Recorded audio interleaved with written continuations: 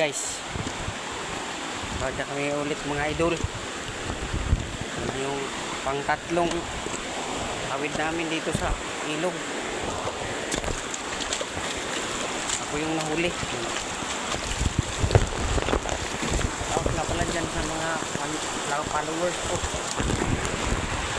Punta ko ng San Jose de Buwan ngayon na bibili ng maihain mamayang gabi.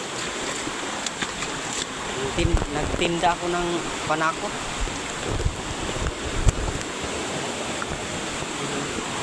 Napaka anong daan guys, napaka dulas. Delikado pa to guys, malaglag yung mga bato dito guys.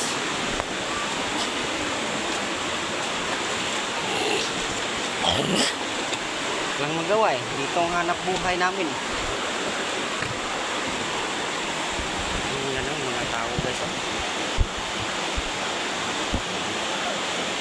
Linya hiraw yung mga tao yan, malakas yan.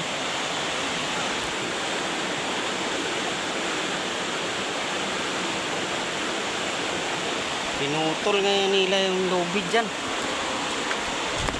Paano? Wala nang hawakan yung tao.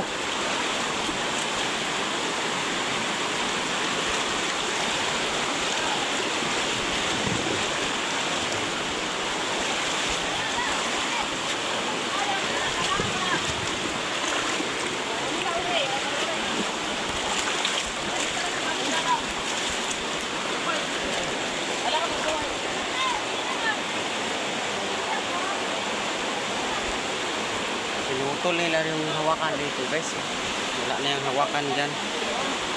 Hawakan na lubid dyan eh. Tatawid kami guys. Hawak-hawak kamay na lang ni.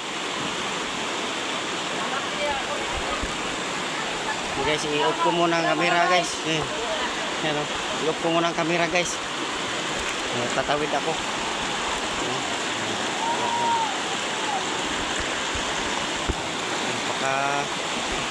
Delikado yan guys nga trabaho guys, oh.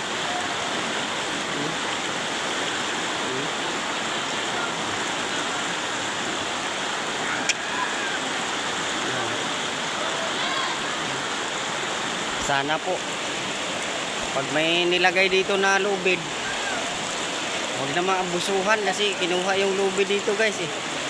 Pinutol.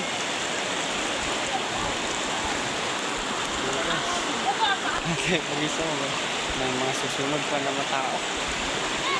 Kinuha yung magandang umaga. Ito na guys. Yes, sa wakas nakatawid din.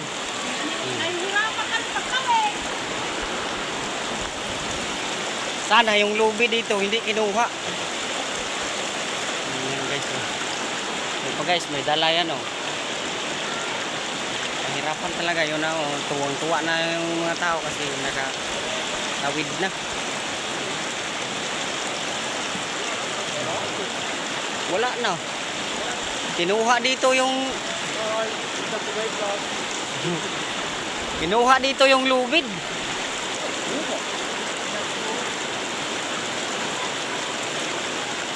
Mayroon talagang ganun.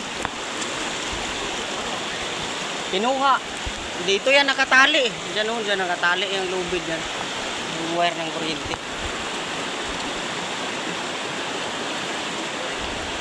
Okay guys, patayin ko muna yung video dahil sunod na magbablog. Bye bye. Vlog natin yung pang tatlong tawid pa lang namin dito.